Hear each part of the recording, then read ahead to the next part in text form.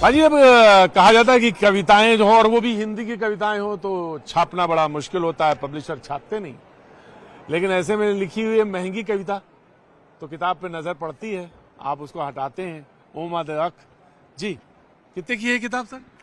25,000 की। 25,000 रुपए की किताब है ये, सबसे महंगी। हिंदी की हमारी सबसे इससे महंगी कोई किताब नहीं होगी, कविता में इससे महंगी कोई किताब नहीं।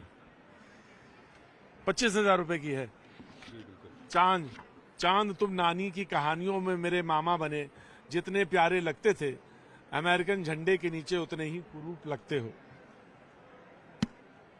आपने छापा इसको?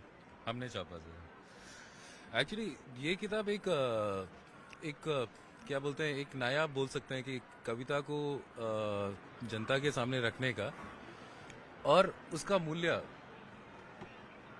एक्चुअल मूल्य क्या है कविताओं का इस साहित्य में, वो तो शायद इससे भी ज्यादा होगा। इससे भी ज्यादा है। तो ये प्राइस ऑफ, मैं अभी किसी से बात कर रहा था, उन्होंने कहा कि इंग्लिश की बुक होती है, एक ब्रीफ केस होता है, उसके ऊपर इंग्लिश की किताब होती है और थोड़ा सा एक नक्शा अलग होता है। वैसे में एक हिंदी किताब आती है कविता की, वो 25,000 रुपए की होती है, वो नक्शा अपने आप ही बना देती है और ये बिकती भी है सर। बिकती भी इसके चाहने वाले भी लोग हैं। ये इसमें 250 कविताएं हैं, तो क्या हम 100-125 रुपया एक कविता के लिए खर्च नहीं कर सकते? ये भी एक तर्क है बाजी? तर्क नहीं, एक कविताएं ऐसे ही नहीं लिखी जा सकती। कविताएं लिखने के लिए जीवन चाहिए। तो अरुण जी, तो पलट के वो आदमी भी पूछ सकता है कि बहुत सारी कविताएं लिखी जा रही हैं, सबकी छापेंगे कविताएं?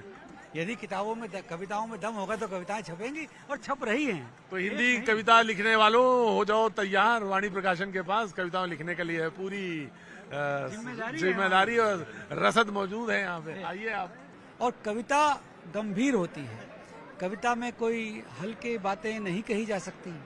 ओमा द अख की किताब जो है, कविताओं का संग्रह जो है, उसकी कीमत 25,000 रुपए है, वाणी प्रकाशन में मौजूद है, आप जरूर आए। बिकी है और ये किताब बिकी है। हाँ। ये और अरुण जी, इसमें एक खास बात और है, कविताएं लिखी गई हैं और उसका मूल्य 25,000 रुपए किया गया और प्रकाशक को भी 100 में 100 नंबर है, उसने छापा भी है और फिर बड़े दिलदारी से कह रहा मैंने बेचा भी है। बेचा भी है। थैंक यू सो मच, क्या बात है अरुण जी, मजा आ गया, थैंक यू।